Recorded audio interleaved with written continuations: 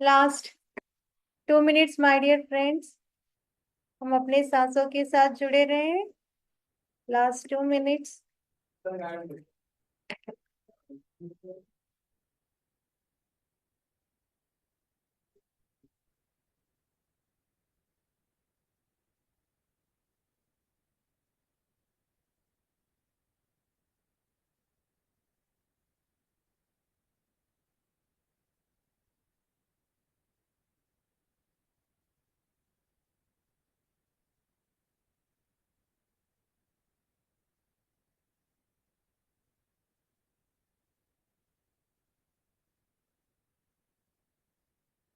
ना कोई विचार, ना कोई सोच, बस अपने सांसों पे ध्यान दें।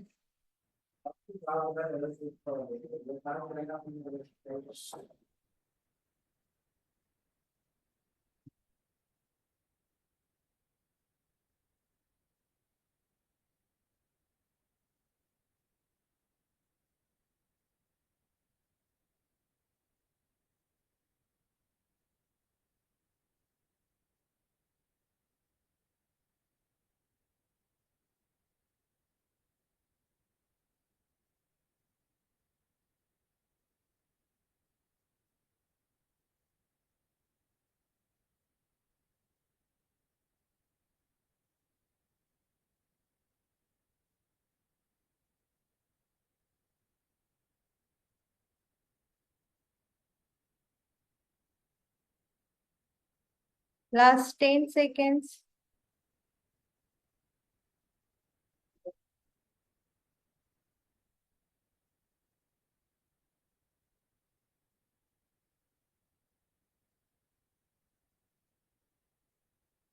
Last 5 seconds.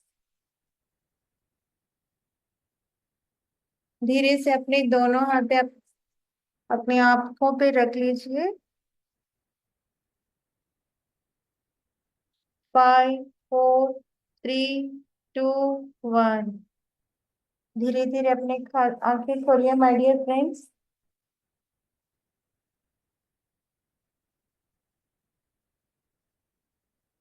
नमस्ते मैम।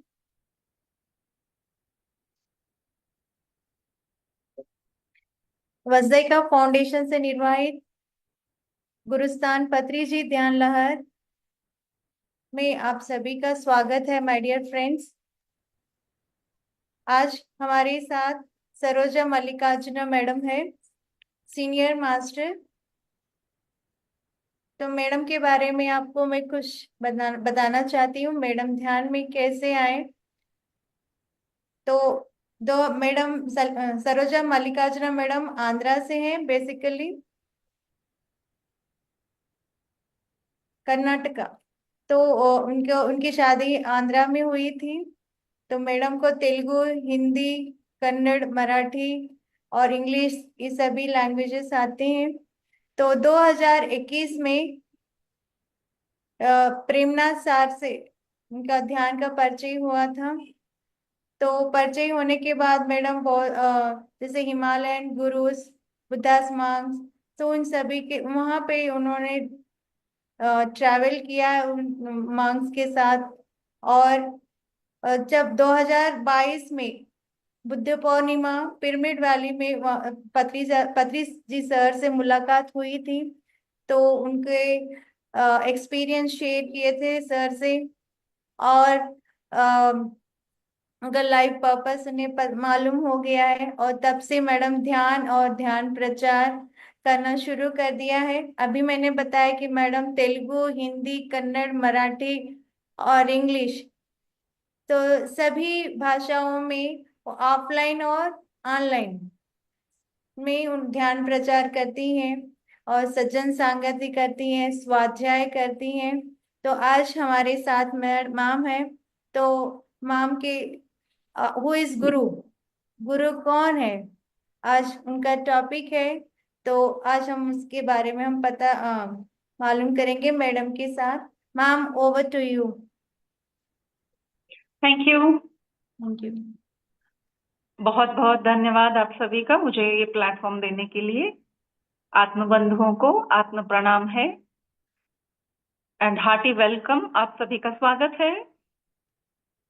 इतने बढ़िया प्लेटफॉर्म मिलना ही अपने आप में। मेरी आवाज क्लियर है ना?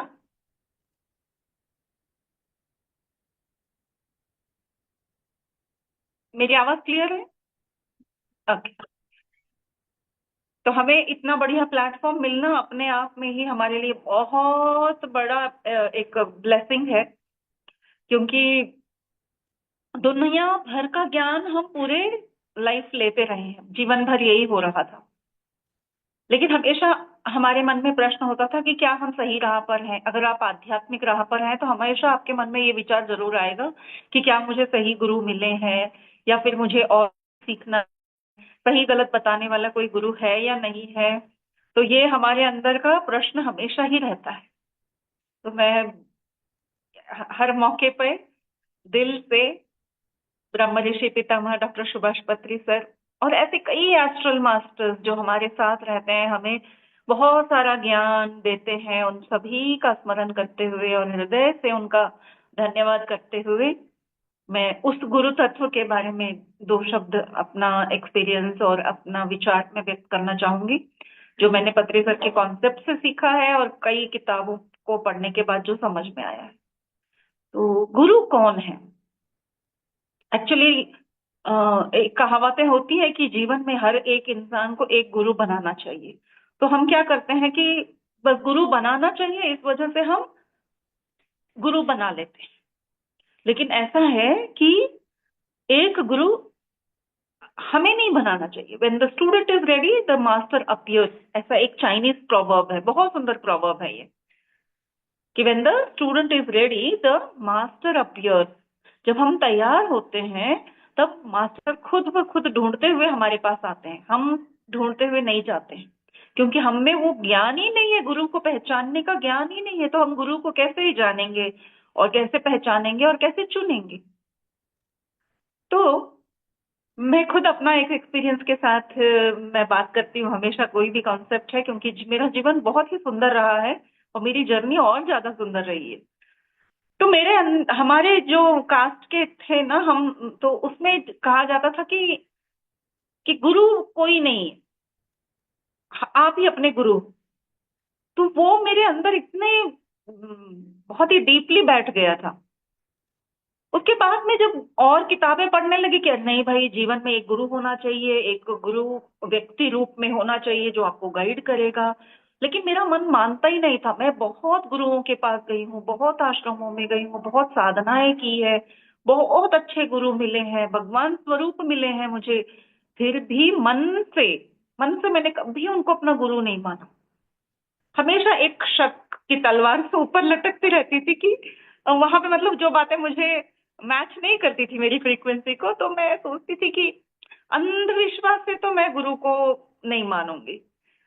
तो ये होता था कि बस वो खालीपन था। और ऐसी कृपा रही कि बहुत गुरु बनाए हैं मैंने, बहुत, मतलब गुरु नहीं बनाए हैं, जीवन में गुरु आए हैं। और आज पता चलता है कि वो गुरु हमारी तैयारी के लिए आए, हमारी शुद्धता हुई है संस्कार शुद्धि हुई है, जो भी शुद्धि हुई है शारीरिक मानसिक तौर पे, या फिर कई कर्माओं का जो धुलना होता है, वो सब होने के बाद जब हम पूर्ण रूप से तैयार हो गए ना, तब एक सही गुरु हमारे लाइफ में आए, तो वो थे पत्री सर। और बहुत लंबा सफर रहा है, मैं अपने अपने सफर के बारे में यहाँ नहीं बताऊंगी, सिर्फ गुरु तत्व के बारे में हम बात कर रहे हैं। तो जब गुरु मिले तो मैं उनके सामने जो बोलना मैंने शुरू किया, पत्री सर ने एक शब्द नहीं कहा मुझसे, मेरे सामने वो दिख रहे हैं और मैं उनसे कहते जा रही हूँ कि ये जो मेरे एक्सपीरियंस है, क्योंकि मुझे बहुत अच्छा मौका मिला उनके सामने माइक पकड़ के बोलने का। तो मिलते ही नेक्स्ट पल, अगले पल मैं उनसे अपने पूरे लाइफ का एक्सपीरियंस शेयर कर रही हूँ। और मेरा ऐसा था कि जीवन में बहुत कुछ मिला है, एक गुरु की कमी है, अगर वो मिल जाएगा शायद मेरी लाइफ खत्म, उसके बाद में क्या करना है जी के। तो मैं हमेशा मरने की बात करती थी कि बस हो गया ना, जी लिया, सब कुछ देख लिया, बहुत अच्छा जीवन जी लिया, मैं तृप्त हूँ, मैं कभी भी अगर मौत आती है तो मैं मरने को तैयार हूँ। ये हमेशा मेरे बोलने का एक स्टाइल बन गया था। लेकिन जैसे ही पत्री सर मिले और उनके सामने जो मैं खड़े होके आंखें बंद करके जो बैठी, तो दिखना क्या हुआ, जो मुझे आंख बंद करने पर दिखा वो था मृत्यु देवता। और मैं एकदम सकपका गई कि अरे ये क्यों दिख गए मुझे। फिर मन में आया कि शायद जो गुरु मैं ढूंढ रही थी यही वो गुरु है, और मेरा अब तो टाइम आ गया है, अब तो मुझे बस खत्म, मैं कभी भी जा सकती हूँ, इसलिए वो याद दिलाने के लिए यमदूत दिख रहे हैं। तो ध्यान हुआ उस दिन, और उसके बाद में जब पत्री सर ने बुलाया अनुभव शेयर करने के लिए, तो मैंने सबसे पहले यही बताया कि सर मैं तो आंख बंद करके बैठी थी, तो मेरा अनुभव ये रहा, और शायद यही है कि ठीक है आप ही मेरे गुरु हो, आपके दर्शन हो गए, मन की बात कहने का पूरा मौका दिया आपने, नहीं तो कोई गुरु अपने पास भी नहीं बुलाते। मैं ऐसे सर के साइड में बैठ के मिलते ही सारे अगले 2 मिनट में सर से मिली, और सर ने ऐसे बुला के साइड में बिठा के माइक पकड़ के, और मुझे ऐसे घूरे जा रहे हैं बिठा के, पूरा 1 घंटे जो मैंने बात की, तो मुझे अपने पलकों से मतलब वो हटा भी नहीं रहे थे अपने नजर से, घूर रहे घूर रहे घूर रहे। मैंने बोला सर शायद हो गया टाइम अप, आप ही मेरे गुरु हो, अब मैं घर आ गई हूँ, जैसे घर वापसी कहते हैं, तो मैं घर आ गई हूँ, दिस इज होम, इंग्लिश में बोल रही थी मैं कि I have come home, and so may be it is my time up. और देखिए सर इससे पहले कि कुछ कहते मैं खुद ही ऐसे बोले जा रही हूँ कि नहीं सर अभी क्यों मरना है, मैंने किया ही क्या है, मैंने ऐसा किया ही क्या है जो मैं तृप्त होके मर जाऊं, अभी तो कुछ किया ही नहीं है। और फिर है जो सर की तरफ मुड़ के देखा तो सर स्माइल करते हुए बोले थे तुम अभी नहीं मरने वाली हो, तुम और 100 साल तक जियोगी, और बहुत काम करोगी, बहुत बड़े बड़े काम करोगी, बहुत पिरामिड्स बनाओगी, इससे बड़ा आशीर्वाद और क्या चाहिए पत्री सर से।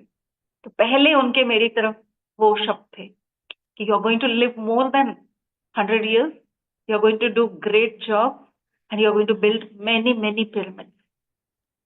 तो मास्टर्स इस तरह से मेरे जीवन में पत्री सर नाम के एक गुरु आए। तो गुरु सिर्फ वो एक व्यक्ति नहीं होते हैं। तो गुरु कौन होते हैं? पत्री सर के शब्दों में हमारा श्वास ही हमारा गुरु है, हमारा हाथ पकड़कर हमें ले जाने वाला हमारा गुरु हमारी ही सांसें हैं।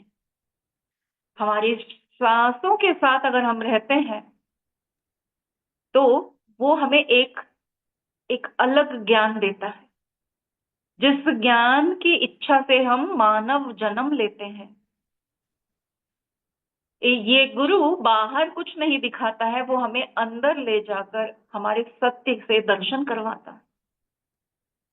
तो ये पहली बार किसी ने ऐसा कुछ कहा था कि हमारा श्वास ही हमारा गुरु है। मास्टर्स ध्यान से जुड़ने के बाद 1 ही महीने में मुझे एक कॉल आता है कि पत्री सर के कॉन्सेप्ट पर बात करेंगे मास्टर्स लोग, आई थिंक 121 121 घंटे तक 121 मास्टर्स नॉन स्टॉप हम लोग पत्री सर के विषय पे मतलब वो कॉन्सेप्ट पे बात करेंगे, और वो गिनीज बुक ऑफ रिकॉर्ड्स में दर्ज होगा। वो पता नहीं कैसे मेरा नाम लिया गया, मैं तो बहुत ही नई थी यहाँ पे, किसने पहचान बताया और कैसे उन्होंने चूज किया मैं आज तक नहीं जानती।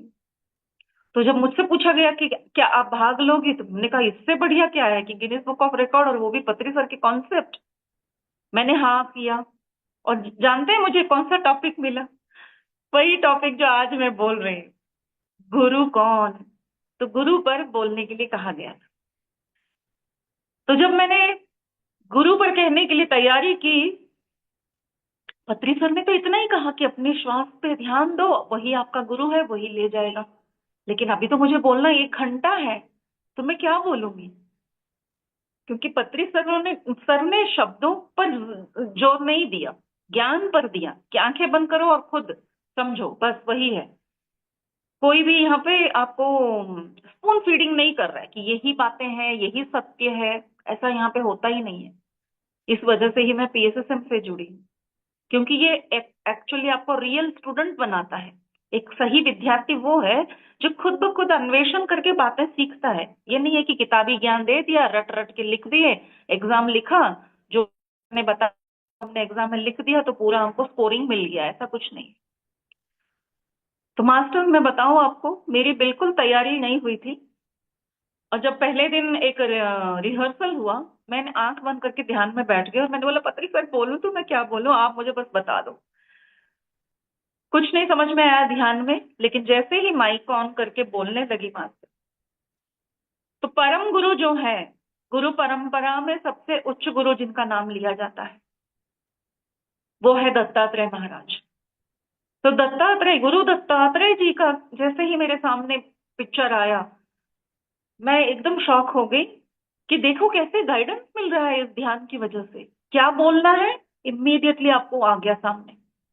और मैं बचपन से ही दत्तात्रेय का, हमारे महाराष्ट्र और कर्नाटका में, जो मैं बॉर्डर में रहती हूँ तो महाराष्ट्र का बहुत प्रभाव है, तो गुरु चरित्र का बहुत ज्यादा पठन होता है हमारे यहाँ पे। ये सोच लीजिए कि हर रोज हर कोई गुरु चरित्र पढ़ता ही रहता है।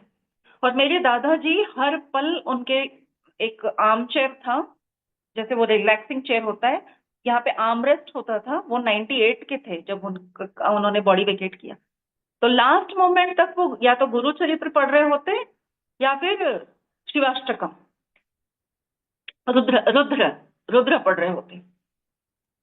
तो गुरु चरित्र में बहुत सारे ऐसे ऐसे विषय, हमने बहुत बढ़िया विषय सीखे थे। लेकिन मुझे गुरु, जो दत्तात्रेय जी गुरु हैं, उन्होंने अपने गुरु के बारे में क्या कहा है, जस्ट ऐसे एक बार सुना था मैंने, लेकिन बोलते हुए मैंने पाया कि वो क्लैरिटी खुद ब खुद आ रही है। यानी कि मेरे अंदर का गुरु मुझे वो ज्ञान दे रहा है और मैं बोलती जा रही हूँ। ये मेरा लाइव एक्सपीरियंस था। तो आज मैं वो ज्ञान आप सबके साथ शेयर करना चाहती हूँ। तो गुरु दत्तात्रेय जी ने कहा कि गुरु, आपके गुरु कौन है, उनसे पूछा गया था। तो वो इंसिडेंट ऐसा है कि दत्तात्रेय जी जब एनलाइटेंड हो गए तो वो बहुत ही ब्लिस में रहते थे, यानी कि आनंदमय स्थिति में रहते थे। उनको न कपड़े पहनने का कोई होश था, न कहीं कहाँ बैठे हैं, कुछ कोई होश नहीं।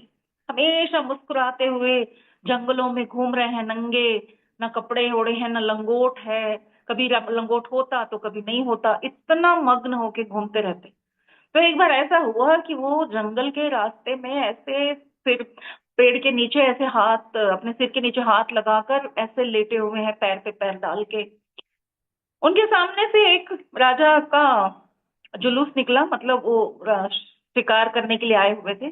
तो उनकी वो टोली वहां से निकली, तो वो देख रहे हैं कि भाई ये कौन बंदा है जो जंगल में रहकर रहकर इतना खुश है, और हम महलों में भी इतनी खुशी मैंने तो देखी ही नहीं है। तो रुक कर उन्होंने उनसे बात करने की इच्छा जाहिर की। तो उनके सैनिक जाके बोले, उनको उठाने की कोशिश की, अबे उठ, राजा आया है और ऐसे ही लेटा हुआ है, शर्म नहीं आती है, सलाम दुआ करो। वो कुछ नहीं देख रहे हैं, ऐसे एक आंख खोल के उनको देखा, फिर ऐसे करके अपना आंख बंद करके मगन आकाश की तरफ देख रहे हैं और मुस्कुरा रहे हैं। तो उन्होंने बहुत डांटा उसको, वो बिल्कुल टसमस नहीं हुए। तो राजा खुद घोड़े से उतर के उनके पास आए और पूछे कि कौन हो भाई, इतनी खुशी कहाँ से मिल रही है, क्या मिल गया जो इतने खुश हो? न वस्त्र है, न बैठने की जगह है, धूप है, कांटे हैं, और फिर भी तुम इतने खुश हो। तो वो बोलते कि हाँ मैं बहुत खुश हूँ, बस ये ही खुशी है। तो बोलते ऐसा ज्ञान आपको किसने दिया, कौन है आपके गुरु? तो जब उनको पूछा गया कि कौन है आपके गुरु, तो वो उठ के बैठ गए, बैठ के बताने लगे कि गुरु कौन है, किसका नाम लूं मैं गुरु का, मेरे तो 24 गुरु हैं, किस किस का नाम लूं? तो बोले गुरु तो एक होता है जीवन में, ये 24 गुरु कैसे हो गए आपके? क्योंकि हम सबको यही पता है कि जीवन में एक गुरु बनाओ, मरते दम तक उनसे बने रहो, उन्हीं के सेवा करो, उन्हीं का ज्ञान पाओ। लेकिन यहाँ तो कुछ और ही बात हो रही है। तब दत्तात्रेय जी बताते हैं एक एक का नाम लेकर कि मेरे लिए हर कोई गुरु है। सृष्टि में जो भी है आसपास दिख रहा है वो सब गुरु हैं। तो ये कैसे हो सकता है, हर कोई गुरु कैसे बन सकता है? तो वो कहते हैं कि जो हमें सही ज्ञान दे वो गुरु, जो हमें जीवन का सही ज्ञान दे वो गुरु है। तो बोलते अच्छा ठीक है, एक का नाम तो लो। तो वो एक एक का नाम लेते चले जाते हैं। सूरज, चांद, धरती, हवा, पानी, मछली, इवन एक छोटा बच्चा, मेंढक, ऐसे करते करते वो इवन एक वेश्या का नाम लेते हैं कि कोई एक वेश्या थी, वो भी मेरी गुरु। शेर, बंदर, तो कैसे आपके इतने सारे गुरु हो गए? फिर वो बताते हैं, देखो धरती माँ जो है वो मेरी गुरु है। मैंने देखा धरती को कि कितना सहती है वो। कभी भी उसने कभी भी रिएक्ट नहीं किया। चाहे इंसान उसको खुरेद रहा है, नोच रहा है, गड्ढे खोद रहा है, उस समय पर भी सोना निकालने के लिए तो खोदना ही पड़ता होगा ना। तो पानी के लिए भी खोदना पड़ता है, तब भी वो जब जितना घाव देते हो, जितना गहरा दे जाते हो धरती के अंदर, वो आपको अमूल्य रत्न निकाल के देती है। जल भी अमूल्य है, रतन भी अमूल्य है, सोना भी अमूल्य है। तो जितना भी आपको चोट पहुंच रहा है, तो उससे क्या निकलना चाहिए? अमूल्य ज्ञान। यानी कि अगर हमें कोई चोट पहुंचा रहा है, तो हम अगर पेशेंटली रहते हैं, सबूरी, सब्र रखते हैं, तो हमें बहुत ही बढ़िया और बहुत ही डीप नॉलेज मिलेगा। मतलब हार्ड वर्क करोगे तो नॉलेज मिलेगा। हम जीवन के दुखों से परेशान हो जाते हैं, लेकिन जीवन में अगर कोई दुख आता है तो उससे हमें बहुत बड़ा ज्ञान मिलता है। तो अपने अपने दुखों को देखकर हमें एक प्रश्न करना चाहिए कि भाई इस परिस्थिति से मुझे कौन सा ज्ञान मिल रहा है। मैंने इसे अपनी आदत बना ली। मेरे साथ कुछ भी होता है तो मैं यही प्रश्न मास्टर से कर लेती हूँ, अरे मास्टर क्या हो गया, ये क्यों हो गया मेरे साथ। तो अभी रिसेंटली लास्ट मंथ ऐसा हुआ कि मैं तो खूब बिजी रहती हूँ अपने सेशंस करने में, क्लास करने में, घूमने में। तो मेरे पास दूसरे और काम के लिए कोई वक्त नहीं है, हर पल मेरा यही काम है। तो इस बीच मेरी बेटी ने क्या किया, एक कुत्ता खरीद लिया। 10,000 कुछ देकर खरीद लिया। और अब उसके घर में, उसके अड़ोस पड़ोस में कुत्तों का अलाउड नहीं था, कुछ चल रहा था। और हस्बैंड को भी वीजिंग का प्रॉब्लम था, तो उसने भी घर पे रखने के लिए मना कर दिया। अब इसको कहीं देने का मन नहीं कर रहा था, तो बोली मम्मी कुछ दिन आप रख लो, फिर मैं बाद में इसका कुछ करती हूँ। कुछ दिन का मतलब मेरे पास एक पल नहीं है अपने लिए ही टाइम निकालने के लिए। और मैं कुत्तों को देख के तो प्यार करती हूँ, लेकिन उसका मतलब फिजिकली मैं कुछ नहीं कर सकती हूँ, ना कुत्ते को पकड़ सकती हूँ, ना उसको बांध सकती हूँ। तो मेरे को बहुत डर था कुत्तों से। और वो छोटा सा पिल्ला, वो पूरे घर में तबाही मचा रखी थी उसने। और उसकी सुसु पॉटी क्लीन करते करते मेरा पूरा दिन निकल जाता। और कहीं मुझे बाहर जाना होता तो उसको, जैसे बेबीज को क्रश में छोड़ के जाते हैं, मुझे फिर बेबी सिटिंग के लिए उसको छोड़ के जाना पड़ता था। और मेरे आने तक नहीं तो घर में सारा सोफा नोच के खत्म कर देता था। तो बहुत परेशान हुई मैं, बहुत ज्यादा। फिर मैंने अपने आप को चेक किया कि भाई हम तो ध्यान करते करते सोच रहे थे कि हम तो बहुत सब्र वाले हो गए, तो ये बेसब्री कहाँ से हो रही है।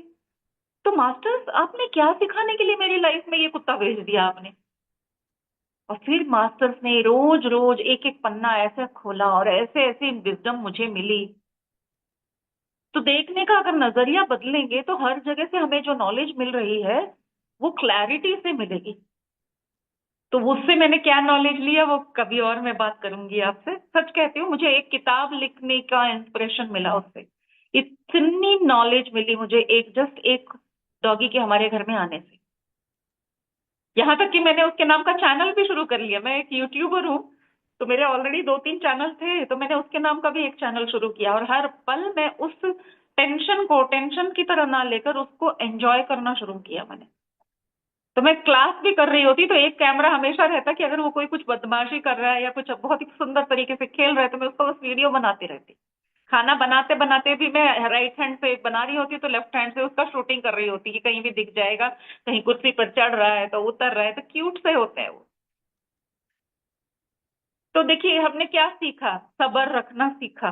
तो इस तरह से हम लाइफ में एक एक चीजें सीखते जाते हैं। तो दत्तात्रेय जी ने कहा कि धरती से मैंने क्षमा करना सीखा, जो मुझे दुख दे रहा है उस क्षमा कर कर उसको और उल्टा उसको बहुत ही कीमती, देश कीमती गिफ्ट देना। फिर सूरज से क्या सीखा? तो कहते हैं कि मैंने सूरज से भी बहुत सीखा। मैं बैठ के देखता रहता कि सूरज क्या कर रहा है। किसी की चिंता है कि कोई उसको मान रहा है, नहीं मान रहा है। कितने लोग सूरज को मानते हैं? कितनों ने सूरज की तरफ एक नजर भी उठा के देखी होगी कि एक्चुअली हम जिस सौर मंडल में रह रहे हैं, सूरज की वजह से ये पूरा सौर मंडल है। तो क्या आपने कभी उसको हाथ जोड़ के थैंक यू भी कहा है? या फिर कभी आपको लगा भी है कि वाह, कितनी बढ़िया चीज है ये? लेकिन वो केयर नहीं करते। वो वेट नहीं करते कि मेरी मेहनत को कोई रिकॉग्नाइज करे, एक्नॉलेज करे। वो अपना काम कर रहे हैं, कब से, युगों से कर रहे हैं। ना गुस्सा दिखाकर बहुत ज्यादा गर्मी दे रहे हैं, ना अपने आप को कम कर रहे हैं, और कोई अलक्ष्य कर रहा है इस वजह से ना दूर जा रहे हैं। अपनी ड्यूटी किए जा रहे हैं। तो हमें भी कोई भी काम, हमने अगर जो पर्पस लेके हमने अब जन्म लिया है, अपना पर्पस जो भी है, लाइफ पर्पस के अकॉर्डिंग हमको काम करना है। अरे हम तो चाहते हैं ऐसा करना, लेकिन ऐसा माहौल नहीं है। मुझे ऐसा कोई साथ नहीं दे रहा है, ना मेरे मेरी मेहनत को कोई एक्नॉलेज नहीं कर रहा है। मैं अकेली करूं तो कितना करूं? ऐसी सोच क्या सही है? नहीं है, जरूरी नहीं है। तो ये सीख उन्होंने सूरज से लिया। चाहे उस सूरज को रोकने के लिए पूरा बादल छा जाए, लेकिन फिर भी सूरज छुट्टी लेके नहीं जाता है। वो अपना काम कर ही रहा है। अंधेरा हो गया, रात हो गई, तब भी वो अपना काम कर ही रहा है। तो सूरज से दत्तात्रेय जी कहते हैं कि हमेशा अपने काम करते रहना, ये मैंने सीखा। इसी तरह से उन्होंने हर का बताया कि नदी कैसे बहती रहती है। नदी जब बहती है तो उसके रास्ते में कितने, कभी पहाड़ों पे से गिरना पड़ता है, तो कभी पथरीली पगडंडियों से गुजरना पड़ता है, कभी बहुत ही इजीली फ्लो हो जाती है नदी, तो कभी उसको बहुत फोर्सफुली चढ़ के उतरना पड़ता है। फिर भी वो अपने गम्य को, यानी कि अपने गोल तक पहुंचने तक रुकती नहीं है। जन्म होते ही उसका अपना सोल पर्पस जो है कि समंदर में जाके उसको मिलना है। रास्ते में कुछ भी आ जाए, चलती जाएगी, लेकिन कोई जल्दी नहीं है। रास्ते में जो भी मिलेगा उसको वो भरपूर, अपनी तरफ से भरपूर देती चली जाएगी। यानी कि जहां जहां नदी बहती है, वहां की भूमि कैसी होती है? पूरी फलवत्त, यानी कि फल, उस फर्टिलिटी जो बोलते हैं इंग्लिश में, फर्टाइल लैंड, उस भूमि की फर्टिलिटी और बढ़ जाती। तो हर जगह से वो जब जब गुजरती है, साथ में जिन जंगलों से, जिस भी जगह से जाती है, वहां की अच्छी क्वालिटीज यानी मिनरल्स, अच्छी क्वालिटीज को लेते हुए, मिनरल्स को लेते हुए आगे बढ़ती है, और आगे जब भी जिससे भी मिलेगी उसको वो देती चली जाएगी। तो इसलिए जब नदी हिमालय से बहस के आती है, तो वहां के जो मेडिसिनल प्लांट्स हैं, वहां के जो औषधि तत्व वाले, गुणों वाले बहुत सारे वृक्ष हैं, उनसे औषधि तत्वों को लेकर निकलती है। इसलिए जब नदी का वो जो उगम स्थान है, वहां पर उन नदियों के पानी में औषधि तत्व होता है, शक्ति होती है, उसको फिर अमृत कहा गया है। लेकिन वो अपने रास्ते से गुजर रही है, बहुत कष्टदायक पगडंडियों से गुजर रही है, लेकिन अपने इस कष्टों की वजह से उसका वो जो गुण है, उसमें कोई बदलाव नहीं आता है। तो इस तरह से उन्होंने नदी के बारे में बहुत सारी बातें बताई हैं। तो गुरु तत्व होता है जो हमारे समक्ष आने के बाद हमें सिर्फ देता है। किसी एक मास्टर ने तो, यानी कि किसी एक गुरु ने कहा कि पंच तत्व होते हैं, तो ये गुरु तत्व कहाँ है? तो ये छठा तत्व है जो पंच तत्वों के बारे में और डीपर नॉलेज देता है। वरना पंच तत्वों को समझने का हमारे पास कोई नॉलेज नहीं था। वो एक छठा ऐसा तत्व है जो इन पांचों तत्वों को हमें बहुत अच्छे तरीके से समझा कर, यानी कि उसका सही उपयोग करना सिखाता है। तो हर एक मनुष्य के जीवन में गुरु तत्व का होना बहुत ही इम्पोर्टेंट है।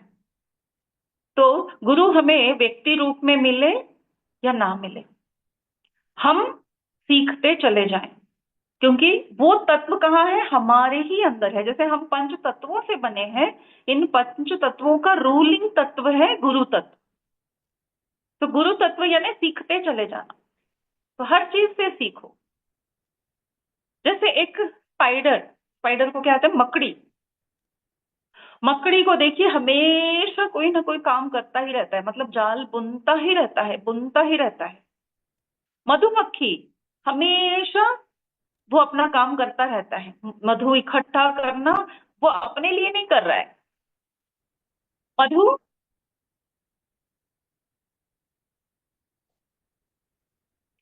मधुमक्खी मधु इकट्ठा करके शहद अपने लिए नहीं बनाती है। उस शहद का उपयोग मनुष्य ही करता है, या कुछ प्राणी करते हैं, जैसे भालू वगैरह खाते हैं, उनके लिए वो खाना है। अगर मैं कोई चीज इकट्ठा करती हूं तो मैं क्या चाहूंगी? मनुष्य, मैं मतलब यहाँ पे मनुष्य, हम चाहेंगे कि ये जो इकट्ठा किया हुआ है जो भी है, उसका पूर्ण उपयोग मैं करूं, अपने लिए मैं उसको इकट्ठा करूंगी। लेकिन मधुमक्खी को देखकर हमें ये सीख लेनी चाहिए कि वो गुरु हमें ये सिखा रहे हैं कि जो भी इकट्ठा करोगे वो देने लायक हो तब उसको इकट्ठा करो। जो इकट्ठा किए हो वो मत दो। हम सोचेंगे ये तो छोटे बच्चों की कहानी है कि जो इकट्ठा किए दे दो, बिल्कुल नहीं। ऐसी चीजों को इकट्ठा करो जो देने लायक हो। तो क्या पैसों को इकट्ठा करना चाहिए? जी हाँ, आज के जमाने में तो पैसा चाहिए। दत्तात्रेय जी के जमाने में पैसा नहीं चाहिए था, तो उन्होंने पैसे के लिए ऐसा कहा होगा। आज पैसा होता है तो सच कहिए तो पत्री सर कहते थे कि ज्ञान ध्यानियों के पास ही खूब पैसा आना चाहिए। तो ध्यानियों को ही अ, हमेशा ऐसा अफर्मेशन, अपना ऐसा एक मैनिफेस्टेशन करना चाहिए कि खूब सारा हम मिलियनर्स बिलियनर्स बने, ताकि हम खूब सारे पिरामिड्स बना सकें और बहुत अच्छा ट्रैवल कर करके हम लोगों को ध्यान सिखा सकें। ऐसे कुछ अच्छे कामों में हम लगाएंगे। लेकिन गुरु दत्तात्रेय जी कहते हैं कि ऐसी चीजों को इकट्ठा करो, यानी कि ज्ञान को इकट्ठा करो। ज्ञान एक ऐसी चीज है जो आप जितना इकट्ठा करोगे और फिर बांटते चले जाओगे, वो और बढ़ता चला जाएगा। तो दत्तात्रेय जी ने शहद इकट्ठा करते हुए मधुमक्खी को देखकर, वो कैसे हर एक फूल पे जा जाके पूर्ण रूप से मधु इकट्ठा कर रही है, मकरंद, और बाद में उसको मधु में बदलती है। मधु नहीं होता है फूलों में। तो जब वो मकरंद लेकर आती है, एक एक बूंद इकट्ठा करती है, तब वो एक शहद बनता है।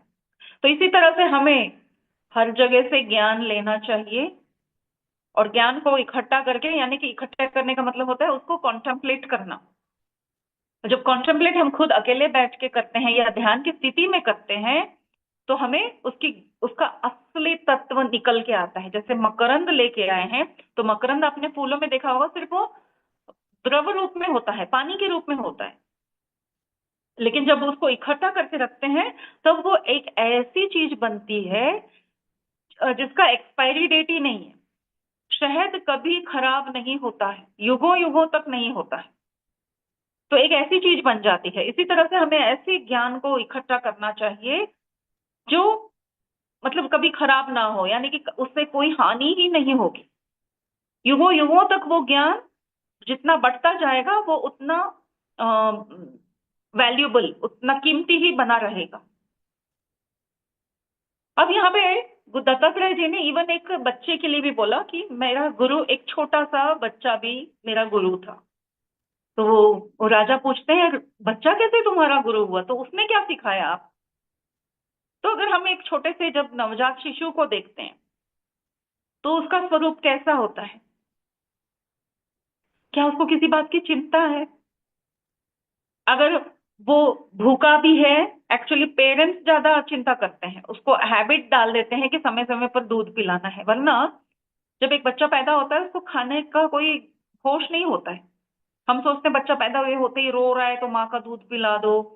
वजह वो नहीं है कि वो बच्चा रो रहा है। बच्चा जो पैदा होता है वो हर हाल में खुश रहता है, और उसका एक ही तत्व है, मतलब एक ही उद्देश्य है जन्म लेने के बाद, कि इस दुनिया को देखकर सीखना। वो हर वस्तु को, हर हर इंसान को, हर चीज को बहुत ही कौतुकता से, मतलब बहुत ही इंटरेस्ट के साथ सब कुछ देखता है, आंखें फाड़ फाड़ के। कोई भी आता है उसको भी देख रहा है, कोई वस्तु है उसे देखेगा। हम तो उनको बाहर नहीं लेके जाते हैं एक्चुअली, उनको बाहर ओपन स्पेस में लेके जाना चाहिए। फिर वो आकाश, पेड़ पौधे, पक्षी, घास फूस जो भी देखेगा टेस्ट करेगा, मुंह में डालेगा, देखेगा, छुएगा। गरम ठंडा कुछ नहीं पता है, अच्छा बुरा कुछ नहीं पता है। Is so curious.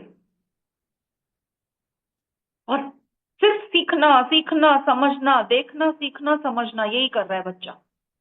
और खुश भी होता है, जो भी चीज देखता है उसको देख के खूब खुश होता है। तो बच्चे को देखकर हमें ये सीख मिलती है कि हम बस सीखते रहें और हमेशा खुश रहें। जैसे बच्चा अपना पराया का भेद नहीं करता है, हम भेद करवाते हैं कि नहीं नहीं मेरा बच्चा ना सबके पास नहीं जाता है, नया फेस है ना इसलिए रो रहा है। बच्चे के लिए ऐसा कुछ नहीं होता है। ये आदतें हम बोल बोल कर वो डाल देते हैं तो वो होने लग जाता है। बच्चे के लिए सब उतने ही इक्वली इंपॉर्टेंट है। तो बच्चा किसी से भेद नहीं करता है। आप देखेंगे कितने ही बच्चों को, अगर हम ट्रैवलिंग कर रहे होते हैं तो थोड़ा समय तो लगता है उनको, एकदम सडनली कोई सामने आता है तो वो सकपका जाता है, इसलिए वो घबरा जाता है और इसीलिए हमारे पास नहीं आता है। अदरवाइज उसके बाद में उसको पता नहीं है ये कौन है, ये मेरे हैं, अपने हैं, नहीं है। अब क्यू में खड़े हैं सपोजिंग कहीं पर, और थोड़ी देर के बाद साथ में बहुत देर तक खड़ा होना बन रहा है आपका, 10-15 मिनट, थोड़ी देर बाद वो बेबी आपसे बात करने लग जाएगा, आपकी तरफ आना चाहेगा। मेरे साथ बहुत हुआ है। हम क्यू में जाते हैं तो बच्चे हमसे ही बात करते हैं, ऐसे कईयों के साथ हुआ। तो गुरु दत्तात्रेय जी कहते हैं, मैंने बच्चे को देखकर यही सीखा है कि किसी भी हालात में आपको खुश रहना है। हालात कैसे भी हो, हम बस आनंद में हो और बस relax, don't worry, be happy, वो बातें सीखी। उसी तरह से एक वेश्या के बारे में भी, डांसिंग गर्ल कहा गया है यहाँ पे। पहले डांस करने वाली लड़कियों को बुरा माना जाता था, तो राजा बोलते हो तुमने उससे भी कुछ सीखा है, उसको तुमने गुरु कैसे बना लिया भाई, एक नाचने वाली कैसे तुम्हारी गुरु बन गई। तो वो कहते हैं कि जी हाँ मैंने उससे भी सीखा है। तो क्या सीखा? तो कहते देखिए वो किसी में भेद ही नहीं करती है। जो भी उसके पास आता है वो उसका बस एक ही उद्देश्य होता है कि उसको पूर्ण रूप से अब उसकी सेवा वो करेगी। तो पूर्ण रूप से उस जो गेस्ट बन के आता है उसको खिलाने पिलाने से लेकर वो जब तक जाएगा नहीं तब तक उसकी पूरी सेवा हो जाएगी। तो पैर दबाना, हाथ दबाना, खुश करना, उनसे बात करना जैसे कि बहुत ही ओल्ड फ्रेंड्स हो। तो राजा कहते हैं कि ये कोई सही बात है क्या? तो दत्तात्रेय जी कहते हैं कि मैं वहां पे उस स्त्री को नहीं देख रहा हूं, मैं उसके उस गुण को देख रहा हूं कि उसके अंदर कौन से गुण है। भले उसको वो काम पसंद हो या ना हो, वहां पे बुराइयां नहीं देख रही है वो, कि हाय इनकी वजह से मेरी किस्मत खराब हो रही है, इनकी वजह से मेरा जीवन खराब हो गया है, या फिर इनकी वजह से मेरा जीवन चल रहा है। नो जजमेंट, वो अपना ड्यूटी कर रही है। तो इन सब से ऐसे ही और कई है, मैं 2400 बताते बैठूंगी तो पूरा क्लास उसी में चला जाएगा। तो इसी तरह से अगर आप गूगल सर्च करते हैं तो 24 दत्तात्रेय जी के 24 गुरु जरूर पता होने चाहिए। तो पूरा देखिए उसको। तो मेरे खुद की भी एक आध वीडियो है उस पर, मैं शेयर करूंगी कभी। तो दत्तात्रेय जी अपने गुरुओं के बारे में ये सारी बताते हैं बातें। तो राजा कहते हैं कि जब आपके ही 24 गुरु हैं तो ऐसे 24 गुरु वाले व्यक्ति को मैं अपना गुरु बनाना चाहूंगा। तो फिर उन्होंने उनको अपना गुरु बनाया। तो इस तरह से ये कहानी यहाँ पे समाप्त होती है। लेकिन आज हम जो समझ गए हैं कि गुरु तत्व कहाँ पर है, तो पत्री सर ने इसे और आसान बना दिया कि गुरु हमारे ही अंदर है। तो आज के जीवन में हम गुरु कहाँ देखें? तो मैं आपको एक छोटी सी सलाह दूंगी। गुरु हमारे ही अंदर है, अगर हम उसे देखने की दृष्टि नहीं रखते हैं तो क्या फायदा, है ना? तो इसलिए इसको देखने के लिए जो ट्रिक्स हैं जो पत्री सर ने बताए हैं, ध्यान, स्वाध्याय, सज्जन सांगत्य, ये तीन चीज अगर हम करते हैं तो हमारे अंदर का गुरु जागृत हो जाता है। कैसे जागृत होता है? क्योंकि हमारे अंदर जो भी ख्याल आता है, हमें लगता है कि ये मेरा ख्याल है। तो कुछ को हमारे ख्याल सही लगते हैं, तो कुछ लोग बोलेंगे कि ये गलत सोच आ रही है तुम्हारी। तो कैसा पता चलेगा कि हमारे अंदर जो विचार आ रहे हैं वो परफेक्ट विचार हैं, ये मेरे गुरु की तरफ से ये गाइडेंस आ रही है? इसकी पुष्टि कौन देगा? इसकी पुष्टि आपको तब मिलेगी जब आप निरंतर एक क्रिया करेंगे, वो है ध्यान की क्रिया, स्वाध्याय और सज्जन सांगत्य। जब आप किताबें पढ़ते हैं ग्रेट मास्टर्स के, उनका जो विजडम है, हम उनका विजडम ले नहीं रहे हैं, वो एक चाबी है। वो जो पूरी किताब पढ़ेंगे उसमें से एक कोई एक शब्द या वाक्य आपके अंदर ऐसा उतरेगा कि यहाँ पर पूरा वो बीज बोने का काम होगा, और यहाँ पूरा वो विजडम अपने आप से बहुत बड़ा वृक्ष बन के आपके अंदर ऐसा फैलेगा कि कितनों के ही लाइफ में बस एक स्लोगन होता है और उनकी लाइफ बदल जाती है। तो अपने आप को पहले चेक कीजिए, क्या आपके लाइफ में भी ऐसा कोई स्लोगन, कोई एक ऐसी बात है जिससे आपका लाइफ बदल गया? तो उसके बाद में आपने उस बात को लेकर क्या किया? एक जब पता चलता है कि ये बीज बहुत ही अच्छा है, तो हमें औरों को वो बीज शेयर करना चाहिए। तो स्वाध्याय करके हम बीज लेते हैं और सज्जन सांगत्य करके हम बीज बांटते हैं। तो आज जो यहाँ हो रहा है ग्रुप मेडिटेशन में, और स्वाध्याय करके जो हम यहाँ पे सज्जन सांगत्य करते हैं, तो मैंने जितना भी ज्ञान लिया है उन बीज को मैं आपके सामने प्रस्तुत कर रही हूँ। और जिसके भूमि जैसी रेडी हुई है अंदर की भूमि, उन तक वो बीज पहुंच जाता है। तो ध्यान करके अपने इस भूमि को तैयार करते हैं, और फिर स्वाध्याय करके बीज लेते हैं, और सज्जन सांगत्य करके उसका रोपण हो जाता है। और आगे बढ़ते हुए कुछ ही दिनों में जब वो अंकुरित होता है, उसका अनुभव हमें होता है। तो माय डियर मास्टर,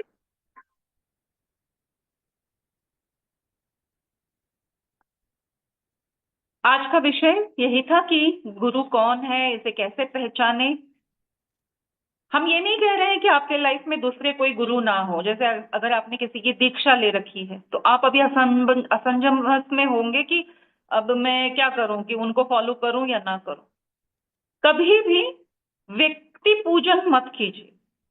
अगर अगर कोई एक व्यक्ति आपको, अगर सरोज आज आपको कुछ बता रही है, वाह सरोज मैम तो बहुत अच्छा बताती हैं, इनकी फोटो लगाओ, इनकी पूजा करो, ऐसा नहीं होना चाहिए।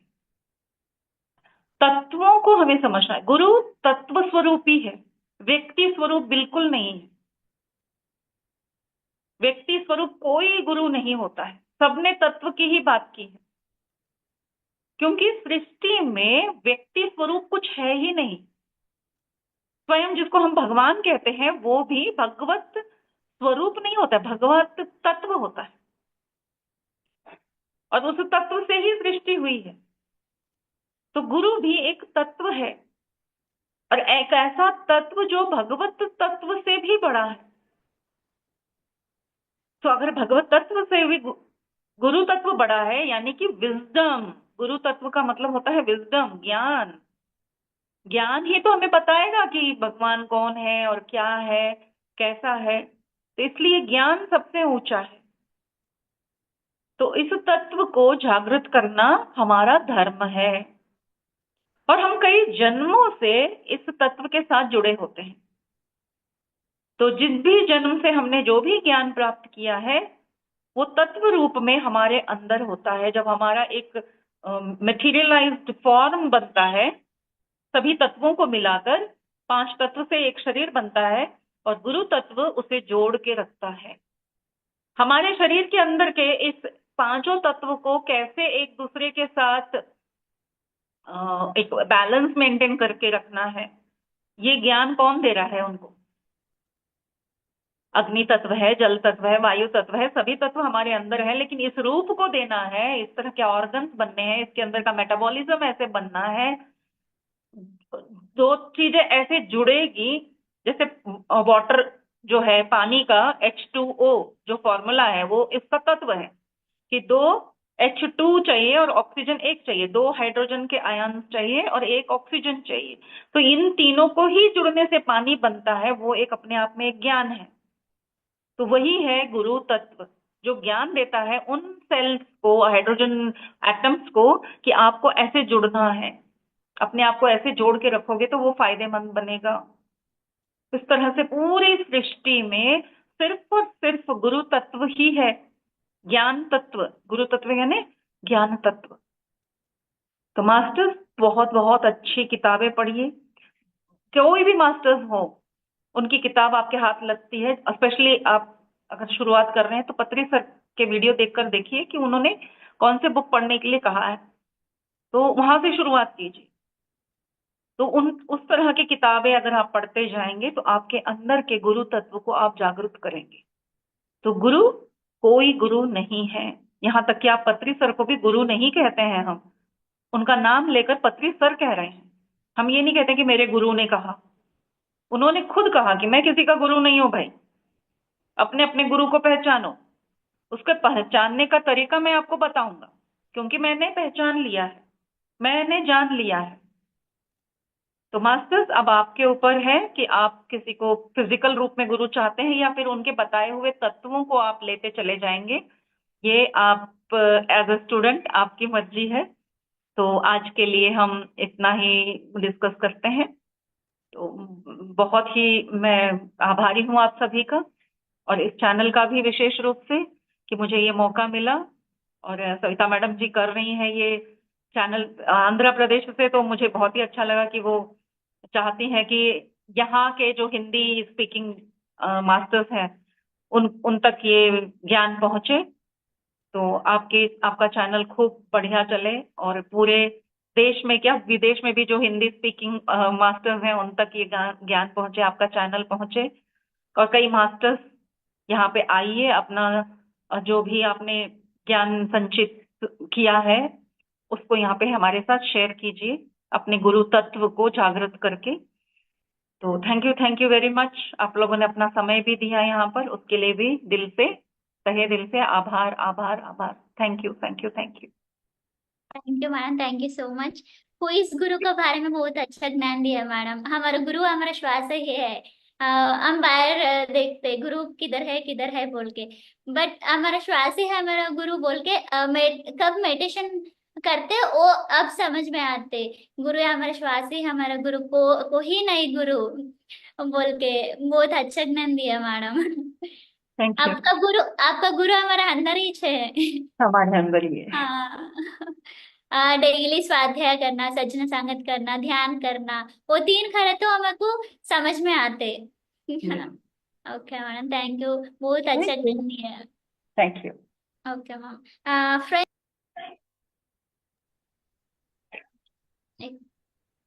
फ्रेंड्स, आज क्लास के बारे में इन्हें बात कीजिए मास्टर्स। क्लास कैसा है, तुमको क्या अपना समझ। विचार व्यक्त कीजिए, आपको ये टॉपिक कैसा लगा, और फिर आपको इस चैनल से जो भी आपने सीखा है, अगर आप ध्यान करते हैं अपना अनुभव भी आप शेयर कर सकते हैं। हाँ यस। यस मैम, मैं बात करना चाह रहा हूँ। Yes sir. मैं इस क्लास में, यस, मैं तीन चीज बहुत बढ़िया लगा मुझे।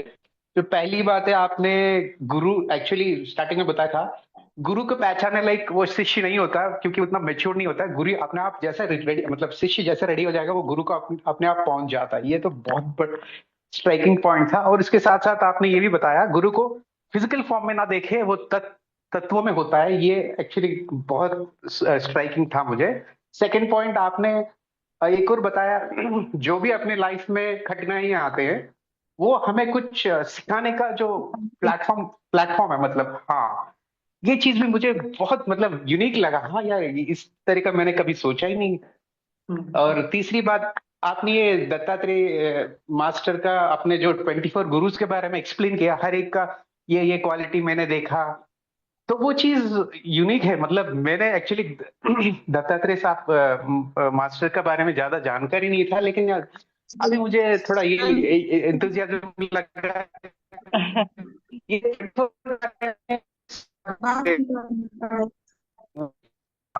सर आपकी आवाज कट रही है, शायद आपका नेटवर्क वीक है, लेकिन मैं समझ पा रही हूँ आप क्या बोल रहे हैं। Thank you very much. जी हाँ, जाके देखिए वीडियो दत्तात्रेय के 24 गुरुज, बहुत सुंदर कहानी है वो। तो 24 गुरुज की जानकारी होनी चाहिए, बच्चों को ये कहानियां बतानी चाहिए। हम आके इस एज में सुन रहे हैं इनको तो कहाँ गई थी ये कहानियां आज तक? तो बहुत जरूरी है, क्योंकि ये कितनी अद्भुत कहानियां हैं, इससे हमें सीख मिल रही है। हम फिर भी वही घोड़े गधे की दो चार कहानियां, कौवे खरगोश और मेंढक की कहानियां ही बच्चों को सुनाते हैं, बस वही चार गीत सुनाते हैं। तो कितना हम उनको ज्ञान कम देने की कोशिश कर रहे हैं, रोक रहे हैं। तो yes masters, thank you very much. Yes, बहुत सारा ज्ञान मिलता है ध्यान करने से, क्योंकि हमारे गुरु तत्व का जो एंट्री पॉइंट होता है ना, वो हमारे ध्यान करने से वो जो एंट्रेंस है वो खुल जाता है। तो ज्ञान का प्रवेश हमारे ब्रह्मरंध्र से होता है। जो कॉस्मिक एनर्जी हमारे अंदर जाती है, cosmic energy is nothing but light and wisdom, परम ज्ञान, परमानंद, परम शांति, परम ज्योति स्वरूप। ये विश्व प्राण शक्ति हमारे अंदर ध्यान करने पर प्रवेश होती है, और उस एक बिंदु भी अगर हमारे अंदर प्रवेश हो जाती है तो कितना ज्ञान मिलता है। और हम घंटों घंटों बैठ के ध्यान कर रहे हैं, तो सोचिए हमारे हर एक नाड़ी में वो रोशनी रूप में हमारे अंदर प्रवेश कर रहा है, यानी कि सिर्फ ज्ञान ही ज्ञान से भरे हुए हैं हम। फिर ये अज्ञानता की बातें कहाँ से आ रही है? यानी कि ये ज्ञान रुक नहीं रहा है, कहीं से तो लीक हो रहा है। तो अपने आप को चेक कीजिए कि मेरे अंदर जो ज्ञान मैं ध्यान करने के बाद भर रहा हूं वो जा कहाँ आ रहा है। तो अपने लीक को रोकिए, यानी कि वाक क्षेत्र, वाक क्षेत्र के गलत होने पर जो हमारी एनर्जी है वो चली जाती है, गलत बोलने से निकल जाती। सिर्फ ध्यान किया और उसके बाद में फिर हम कुछ ना कुछ गलत बोल रहे हैं। अब गलत का मतलब गलत ही नहीं होता है, उसका भी एक अपना अलग से ज्ञान है। तो वो सारा समझिए, उसको समझने के लिए हमें ज्ञान की बातें सुननी होगी, यानी कि स्वाध्याय और सज्जन सांगत्य। जब हमारा सज्जन संगत ऐसा होता है, कोई एक मास्टर आएगा आपको वाक क्षेत्र के बारे में बताएगा, तो उसका ज्ञान लीजिए, फिर अपने अंदर आप वो बदलाव देखोगे। तो yes masters, thank you very much. आप भी जो ज्ञान प्राप्त कर रहे हैं, किसी दिन आप भी मास्टर यहाँ पे शेयर कर सकते हैं। हर को मौका मिलता है, हर के अंदर एक गुरु बैठा ही है। तो जो ज्ञान आपने प्राप्त किया है, शेयर जब करते हैं तो रिवीजन हो जाती है वो बातें, और बहुत अच्छे से और डीपर डीपर वो बीज उतर जाता है। जितना बीज सही ढंग से भूमि में जाएगा, उतना अच्छा से उसका स्प्राउटिंग और पत्ते निकल के आएंगे और बहुत बड़ा पेड़ बनेगा। Okay masters, thank you very much. चलिए, okay ma'am, thank you so much ma'am. Thank you. धन्यवाद मैम।